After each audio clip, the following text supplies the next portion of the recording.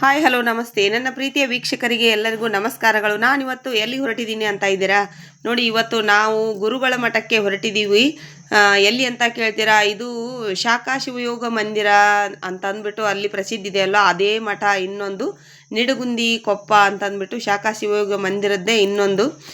ಇಲ್ಲಿ ಚನ್ನಬಸವ ಮಹಾಸ್ವಾಮಿಗಳವರ ಶಿವಬಸವ ಮಹಾಸ್ವಾಮಿಗಳು ಅವ್ರದ್ದು ಇವತ್ತು ಪುಣ್ಯಾರಾಧನೆ ಕಾರ್ಯಕ್ರಮ ಇರೋದ್ರಿಂದ ನಾವು ನಮ್ಮ ಯಜಮಾನರು ನನ್ನ ಮಗಳು ಸೇರಿಕೊಂಡು ಹೊರಟು ಇವತ್ತು ನೋಡಿ. ನಾವು ಇಲ್ಲಿ ಇವತ್ತು ಬಂದಿರೋದು ಕೊಪ್ಪದ ಶ್ರೀ ಗುರುಗಳ ಮಠಕ್ಕೆ. ನಿಡಗುಂದಿ ಕೊಪ್ಪ ಅಂತ ಅಂದ್ಬಿಟ್ಟೆ ಪ್ರಸಿದ್ಧಿ ಖ್ಯಾತಿಯಾಗಿದೆ. ಈ ಕಡೆ ನಮಗೆ ಕರ್ನಾಟಕದ ಸೈಡೆಲ್ಲ, ಉತ್ತರ ಕರ್ನಾಟಕದ ಇದೊಂದು ಗುರುಗಳ ಮಠ. ಶ್ರೀ ಗುರು ಕುಮಾರೇಶ್ವರರು ಬಂದು ನೆಲೆಸಿದ ಇಲ್ಲಿ ತಪಸ್ಸನ್ನು ತಪೋಗೈದು ಹೋಗೋದಂತಹ ಸ್ಥಳ ಇದು ನೋಡಿ. ಇದ್ರ ಬಗ್ಗೆ ಹೇಳಬೇಕು ಅಂತಂದರೆ ಎಷ್ಟು ಹೇಳಿದ್ರೂ ಕಡಿಮೆ. ಎಲ್ಲ ಕ್ಷೇತ್ರಗಳಲ್ಲೂ ಏನು ಎಲ್ಲ ಕ್ಷೇತ್ರಗಳಲ್ಲೂ ಏನೋ ಒಂದೊಂದು ಪವಾಡಗಳು ಇರ್ತವೆ. ಅದೇ ಥರ ಈ ಕ್ಷೇತ್ರದಲ್ಲಿನೂ ಒಂದು ಪವಾಡ ಇದೆ. ಅದೇನು ಅನ್ನೋದನ್ನು ನಿಮ್ಗೆ ನಾನು ಹೇಳ್ತೀನಿ. ನಾವು ಇಲ್ಲಿಗೆ ಬಂದು ಎಲ್ಲರೂ ಭೇಟಿ ಆಗ್ತಾಯಿದ್ರು. ಎಲ್ರಿಗೂ ನಮಸ್ಕಾರಗಳನ್ನು ಹೇಳ್ತಾ ಮುಂದಕ್ಕೆ ಹಾಗೆ ಸಾಗೋದು. ನಮ್ಮ ಯಜಮಾನ್ರಿಗೆ ಕಲಿಸಿದಂಥ ಗುರುಗಳು ಸಿಕ್ಕಿದ್ರು, ಅವ್ರಿಗೂ ಒಂದು ನಮಸ್ಕಾರ ಹೇಳಿ ಹಾಗೆ ಮುಂದಕ್ಕೆ ಬಂದು ನೋಡಿ. ಇದು ಗುರು ಶಿವ ಚನ್ನಬಸವ ಮಹಾಸ್ವಾಮಿಗಳವರ ಗದ್ದುಗೆ ಆಗಿರ್ತದೆ ಇದು. ಇವತ್ತು ಅವರ ಪುಣ್ಯಾರಾಧನೆ ಕಾರ್ಯಕ್ರಮ ಇರೋದರಿಂದ ನೋಡಿ ಇಲ್ಲಿ ಇವಾಗ ಇರುವಂತಹ ಶ್ರೀ ಚನ್ನಬಸವ ಮಹಾಸ್ವಾಮಿಗಳವರ ಪಾದಕ್ಕೆ ನಾವೆಲ್ಲ ನಮಸ್ಕಾರ ಮಾಡ್ತಾ ಇದ್ವಿ. ಇವಾಗ ಪ್ರೆಸೆಂಟಲ್ಲಿ ಇದೇ ಗುರುಗಳು ಇರೋದು. ಈ ಗುರುಗಳ ಬಗ್ಗೆ ಎಷ್ಟು ಹೇಳಿದ್ರು ಕಡಿಮೆ ಕಣ್ರಿ. ಮಠನ ತುಂಬಾ ಇಂಪ್ರೂವ್ ಮಾಡಿದ್ದಾರೆ. ಶಾಖಾ ನಿಡಗುಂದಿ ಅದೇನೋ ಶಿವಯೋಗ ಮಂದಿರ ಶಾಖಾ ಅಂತ ಅಂದ್ಬಿಟ್ಟು ಇದೆ ಅಲ್ವಾ, ಅದೇ ಥರ ಇದು ನಿಡಗುಂದಿ ಕೊಪ್ಪ ಶಾಖೆ ಅಂತ ಅಂದ್ಬಿಟ್ಟೇ ದೊಡ್ಡ ಪ್ರಮಾಣದಲ್ಲೇನೆ ಮಾಡ್ತಾ ಇದ್ದಾರೆ ಇವಾಗ. ಇವರು ಒಂದು ಚಿಕ್ಕ ವಯಸ್ಸಲ್ಲೇನೆ ತಮ್ಮ ಎಲ್ಲ ತ್ಯಾಗನ ಮಾಡಿ ಸನ್ಯಾಸತ್ವದ ಕಡೆಗೆ ಬಂದು ನೋಡಿ. ಗುರುಗಳ ಯಾವ ಥರ ಮಾರ್ಗದರ್ಶನ ತೋರಿಸಿದಾರೋ ಇಲ್ಲಿ ಏನು ಈ ಮಠ ಇದೆಯಲ್ಲ, ಈ ಗುರುಗಳ ಮಾರ್ಗದರ್ಶನದಲ್ಲಿ ಅವರು ತುಂಬಾ ಚಿಕ್ಕ ವಯಸ್ಸಲ್ಲೇನೆ ನೋಡಿ ಇಷ್ಟೆಲ್ಲ ಮಾಡ್ತಾರೆ ಅಂದರೆ ಯಾರಿಗೂ ಇದು ಸಾಧ್ಯ ಆಗೋದು ಮಾತು ಕಣ್ರಿ ಇದು. ಈ ಗುರುಗಳ ಬಗ್ಗೆ ಎಷ್ಟು ಹೇಳಿದ್ರೂ ಕಡಿಮೆ ನೋಡಿ. ಇಲ್ಲಿ ಇವಾಗ ತೋರಿಸ್ತಾ ಇರೋದು ಇದು ಮೊದಲಿನ ಗುರುಗಳಾಗಿರ್ತಕ್ಕಂತಹ ಗದ್ದುಗೆ. ಇದು ಮೊದಲಿನ ಗುರುಗಳಾಗಿರ್ತಕ್ಕಂಥ ಶ್ರೀ ಮುನೀಪ್ರ ಶ್ರೀ ಚನ್ನಬಸವ ಮಹಾಶಿವಯೋಗಿಗಳು ಶ್ರೀ ಶಾಖಾ ಶಿವಯೋಗ ಮಂದಿರ ನಿಡಗುಂದಿ ಕೊಪ್ಪ ಅಂದ್ಬಿಟ್ಟು ನೋಡಿ. ಇದು ಆ ದೇವರದು ಗದ್ದುಗೆನೇ ಇದು. ಇಲ್ಲಿಗೆ ಇದು ಯಾವುದಕ್ಕೆ ಪ್ರಸಿದ್ಧಿ ಅಂತಂದರೆ ಎಲ್ಲ ಕಡೆ ನೋಡಿ ಅನ್ನ ದಾಸೋಹ ಅಂತಂದ್ಬಿಟ್ಟು ಎಲ್ಲ ಕಡೆ ಯಾವ ಮಠಕ್ಕೆ ಹೋದ್ರೂ ಅನ್ನ ದಾಸೋಹದ ಮಠ ಅಂತಲೇ ಪ್ರಸಿದ್ಧಿಯಾಗಿರುತ್ತೆ. ಆದರೆ ಇಲ್ಲಿ ಅನ್ನ ದಾಸೋಹ ಅಂತ ಇಲ್ಲ. ಇಲ್ಲಿ ಯಾವ ದಾಸೋಹ ಅಂತ ಇದೆ ಗೊತ್ತೇನ್ರಿ ನಿಮಗೆ? ಇದು ಆರೋಗ್ಯ ದಾಸೋಹ ಅಂತ ಅಂದ್ಬಿಟ್ಟೇ ಇದು ಪ್ರಸಿದ್ಧಿಯಾಗಿದೆ ಈ ಕೊಪ್ಪದ ಮಠ. ಇಲ್ಲಿ ನಾನಾ ಥರ ರೋಗಾದಿಗಳು ತುಂಬ ಜನ ಬರ್ತಾರೆ. ಆ ರೋಗ ಇದೆ, ಇದು ನನಗೆ ಹುಷಾರಿಲ್ಲ, ನಿನಗೆ ಹುಷಾರಿಲ್ಲ ಅಂದ್ಬಿಟ್ಟು ಈ ಮಠಕ್ಕೆ ಅದು ಏನು ಶಕ್ತಿ ಇದೆ, ಆ ಗುರುಗಳ ತಪಸ್ಸನ್ನು ಪಡೆದಿರುವಂತಹ ಇದು ಗದ್ದುಗೆಗಳು ಇದ್ದಾವೆ ಇಲ್ಲಿ. ಗುರುಗಳದು ಎಷ್ಟು ಅಂತಂದರೆ ಹೇಳಕ್ಕಾಗದ್ದು. ಎಂತಹ ಭವರೋಗ ನಿವಾರಣೆಯನ್ನು ಮಾಡಿದಂತಹ ಗುರುಗಳಿವರು. ತುಂಬ ಶಕ್ತಿ ಇದೆ ಕಣ್ರಿ ಈ ಪೀಠದ್ದು. ಎಷ್ಟು ಹೇಳಿದ್ರೂ ಕಡಿಮೆ, ಎಷ್ಟು ಕೇಳಿದ್ರೂ ಕಡಿಮೆ. ಇದನ್ನು ಈ ನಿಡಗುಂದಿ ಶಾಖಾ ಶಿವಯೋಗ ಮಂದಿರ ನಿಡಗುಂದಿ ಕೊಪ್ಪದ್ದು ಇದನ್ನ ಎಷ್ಟು ಹೇಳಿದ್ರೂ ಕಡಿಮೆ ಕಣ್ರಿ ಈ ಗದ್ದುಗೆದು. ನೋಡಿ ಈ ಬೆತ್ತದಿಂದ ಆಶೀರ್ವಾದ ಮಾಡ್ತಾರೆ. ಈ ಬೆತ್ತ ತುಂಬ ಹಳೇದು. ಆ ಗದ್ದುಗೆಯ ಗುರುಗಳದು ಈ ಅಪ್ಪ ಅವ್ರದ್ದು ಇದು ಚನ್ನಬಸವ ಮಹಾಶಿವಯೋಗಿಗಳವ್ರ ಅಪ್ಪ ಅವ್ರದ್ದು ಇದು ಬೆತ್ತ ಆಗಿರುತ್ತೆ. ಆ ಬೆತ್ತದಿಂದ ಸ್ವಲ್ಪ ನಮಗೆ ತಲೆಮಲ್ಲೆ ಒಂದು ಇದನ್ನು ಮಾಡಿಬಿಟ್ರೆ ಅದು ಒಂದು ಭವರೋಗ ನಿವಾರಣೆ ಅಂತ ಅಂದ್ಬಿಟ್ಟೇ ಇದು. ಈ ಅಪ್ಪಗಳು ಇವಾಗ ಇದಾರಲ್ವಾ, ಅಭಿನವ ಚನ್ನಬಸವ ಮಹಾಸ್ವಾಮಿಗಳು. ಇವರು ಇವಾಗ ಎಲ್ಲ ಮಠನ ನಡೆಸ್ಕೊಂಡು ಹೋಗ್ತಾ ಇದ್ದಾರೆ. ಯಾವ ಥರದಲ್ಲಿ ನಡೆಸ್ಕೊಂಡು ಹೋಗ್ತಾ ಇದ್ದಾರೆ ಅಂದರೆ ನೋಡಿ, ಗೋಶಾಲೆ ಆಗಿರಬಹುದು, ಅಲ್ಲೇ ಹಸು ಕರುಗಳನ್ನು ಎಲ್ಲನೂ ಅದರದ್ದು ಲಾಲನೆ ಪಾಲನೆ ಎಲ್ಲನೂ ಮಾಡಿಸ್ತಾರೆ ನೋಡಿ. ಗೋಶಾಲೆ ಅಂತಂದರೆ ಒಂದು ಏನಿಲ್ಲ ಅಂದ್ರೂ ಒಂದು 50 ಇಲ್ಲ ಇಲ್ಲ ಇನ್ನೂ ಹೆಚ್ಚಿಗೆ ಇದ್ದಾವೇನ್ರಿ ಹಸು ಕರುಗಳು. ಅಷ್ಟೊಂದೆಲ್ಲ ಹಸು ಕರುಗಳನ್ನು ಸೇವೆಯನ್ನು ಇಲ್ಲಿ ಇವರು ಸ್ಟಾರ್ಟ್ ಮಾಡಿಸಿದ್ದಾರೆ ಈ ಬುದ್ಧಿಯವರು. ನೋಡಿ, ಹಾಗೆ ಪತ್ರಿ ಗಿಡನೂ ಕೂಡ ಅಲ್ಲಿ ಮಠದಲ್ಲಿ ದೊಡ್ಡ ಪ್ರಮಾಣದಲ್ಲಿ ತುಂಬ ಚೆನ್ನಾಗಿ ಬೆಳೆದಿದೆ.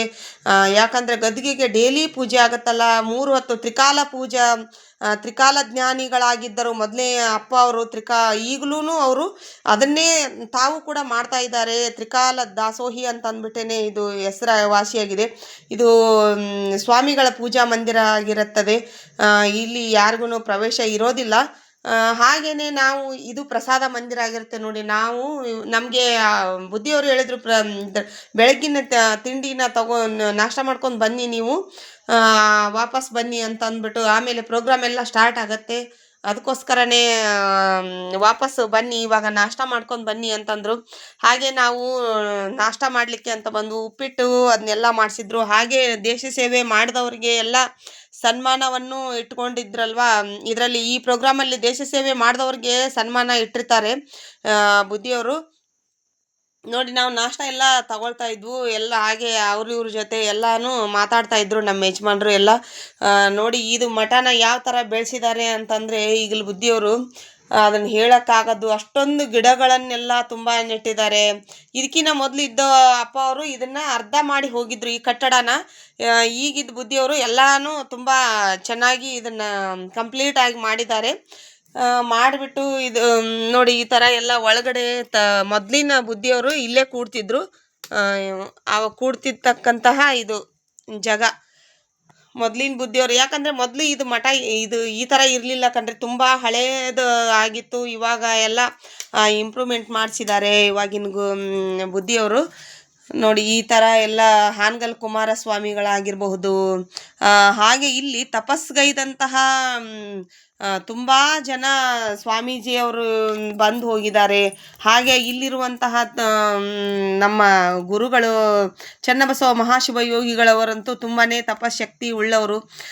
ಅವ್ರ ಹತ್ರ ಬಂದರೆ ಭವರೋಗ ಎಲ್ಲ ನಿವಾರಣೆ ಆಗತ್ತೆ ಅನ್ನೋ ಪ್ರತೀತಿ. ನೋಡಿ, ಇಲ್ಲಿ ಇವರು ಪಾದಯಾತ್ರೆಗೆ ಬಂದಂತಹ ಭಕ್ತಾದಿಗಳು ತಮ್ಮೂರಿಂದ ಅಂದರೆ ಯಲಬುರ್ಗಾ ತಾಲೂಕು ಹೊಸಳ್ಳಿ ಗ್ರಾಮದಿಂದ ಇವರು ಪಾದಯಾತ್ರೆ ಬಂದಿರ್ತಾರೆ. ಮಹಿಳೆಯರು ಎಲ್ಲರೂ ಪಾದಯಾತ್ರೆ ಅಲ್ಲಿಂದ ನಡ್ಕೊಂಡು ಶಿವಯೋಗ ಮಂದಿರ ನಿಡಗುಂದಿ ಗ್ರಾಮಕ್ಕೆ ಬರ್ತಾರೆ. ನೋಡ್ರಿ, ಈ ಮಠಕ್ಕೆ ಎಷ್ಟು ಶಕ್ತಿ ಇದೆ ಅಂತಂದರೆ ಈ ದೇವಸ್ಥಾನದ್ದು ಹೇಳೋಕ್ಕಾಗದ್ದು.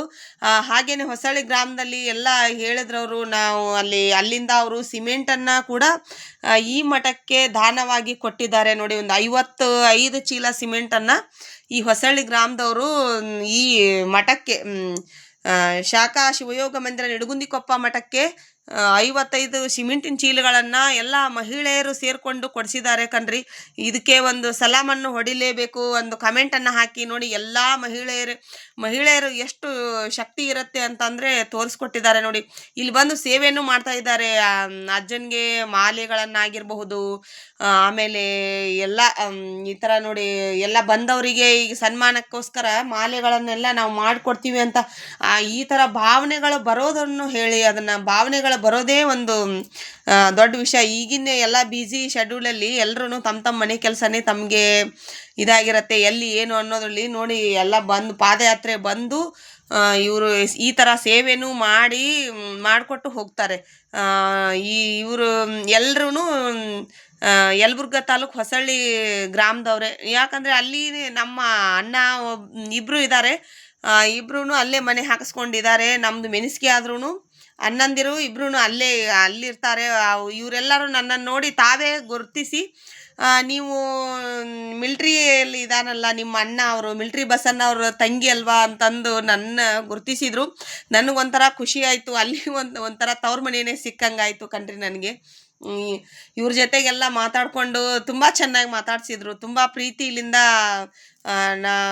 ಈ ಥರ ನಾನು ಚಾನಲ್ ಮಾಡ್ತಾ ಇದ್ದೀನಿ, ನಮ್ಮದು ಸರ್ವಿ ಡೈಲಿ ಡೋಸ್ ಅಂದ್ಬಿಟ್ಟು ಚಾನಲ್ ಇದೆ, ಅದಕ್ಕೆಲ್ಲ ನೀವು ಸಬ್ಸ್ಕ್ರೈಬ್ ಆಗಿ ಅಂತಂದರೆ ಅವರು ಫುಲ್ಲು ಖುಷಿಯಾಗಿ ನಾವು ಮಾಡ್ಕೋತೀವಿ ಅಂತಂದರು.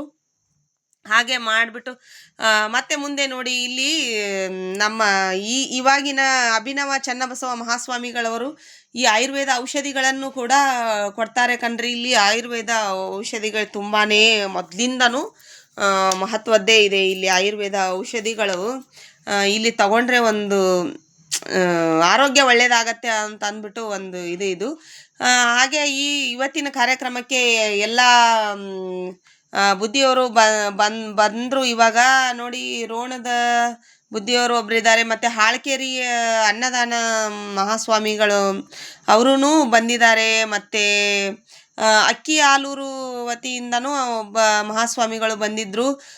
ಹಾಗೇನೆ ಮತ್ತೆ ನಮ್ಮ ರೋಣ ಶಾಸಕರ ಮಗ ಆದಂತಹ ಮಿಥುನ್ ಜಿ ಪಾಟೀಲ್ರವರು ಬಂದಿದ್ದರು. ಹಾಗೆ ಇನ್ನೂ ಗಣ್ಯ ವ್ಯಕ್ತಿಗಳು ತುಂಬಾ ನಮ್ಮ ನಿಡಗುಂದಿ ಅಪ್ಪ ಅವರು ತುಂಬ ಜನನ ಕರೆಸ್ಕೊಂಡಿದ್ರು. ಹಾಗೆ ದೇಶ ಸೇವೆ ಮಾಡಿದಂತಹ ಮಾಜಿ ಸೈನಿಕರನ್ನು ತುಂಬಾ ಕರೆಸ್ಕೊಂಡಿದ್ರು ಅವರಿಗೆ ಸನ್ಮಾನ ಮಾಡಲಿಕ್ಕೆ ಅಂತ ಅಂದ್ಬಿಟ್ಟು.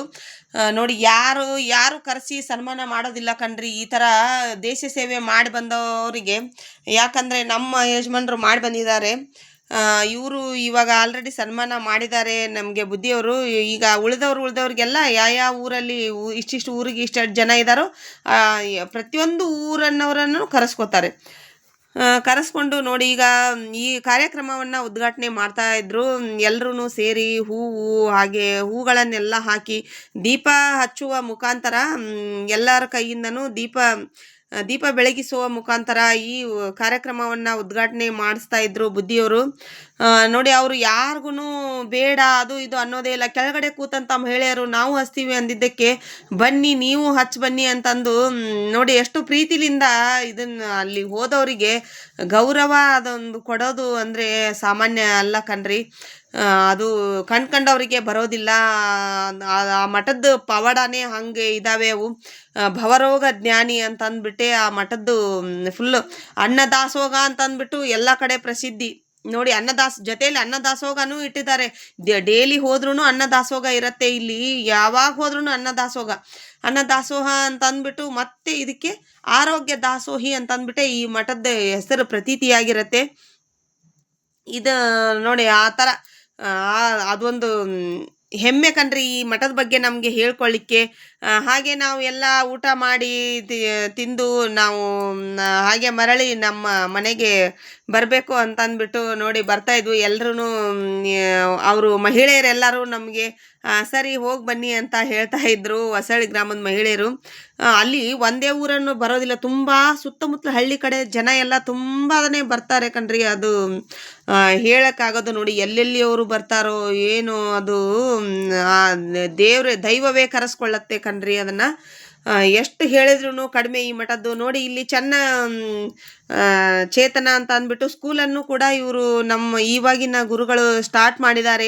ಅದಕ್ಕೆ ಎಲ್ಲರೂ ಪ್ಲೀಸ್ ಸಪೋರ್ಟ್ ಮಾಡಿ. ನೀವು ಈ ವಿಡಿಯೋವನ್ನು ನೋಡಿದವರು ಇದಕ್ಕೆ ಈ ಮಠಕ್ಕೆ ದಾನವಾಗಿ ನೀವೇನಾದರೂ ಕೊಡಬೇಕು ಅಂತಂದ್ರೂ ಇದರಲ್ಲಿ ಕೊಡ್ಬೋದು ಅಂತ ಹೇಳ್ತಾ ಇದನ್ನು ಮುಗಿಸ್ತೀನಿ.